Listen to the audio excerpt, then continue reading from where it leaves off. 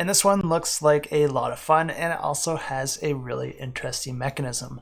This one is a tile placement game, and in this game each player is going to have their own board that they're going to be placing tiles on throughout the game. But the thing that makes this one a little bit different, and the reason that this game has the name that it has, is because of one particular component and mechanism that this game offers. Because with this game you're going to be getting this really cool box here that you're going to be dumping these cubes into, and then that box is going to be determining the pattern that you have to work with for the round. And rather than just explaining to you how this works, I'll just go ahead and show you because it is really cool. In this video, Kimberly's already put the cubes into the box, and now she's just shaking it up, pushing the tab, and then when she lifts it, you'll see that all the cubes are out on display like magic, randomly in a particular pattern.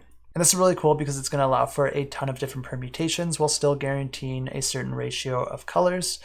Plus, it just looks like a ton of fun. But only the active player will be able to do this in a given round, but that privilege will be alternating between the players each round as well. So everyone will get a chance to do this. But then the active player will also be able to choose one of the colors in the 9x9 grid, and then they'll gain the tiles matching that color, but then they have to put it on the board in the same orientation and configuration that it showed up in that 9x9 grid. So you can see in this image here that they chose to go with the blue cubes because they gained 3 blue tiles, and then they put them onto their board in the exact same configuration. Then all the other players will be able to do the same thing. The only catch here is that they can't use the same color that the active player chose, so they can choose any of the remaining colors. And then the game continues like this, with players trying to fill up the different areas of their board, but then also trying to create different patterns between the tiles, because you're going to be gaining victory points for having particular patterns, like having certain tiles adjacent to each other, creating long chains of roads or trails,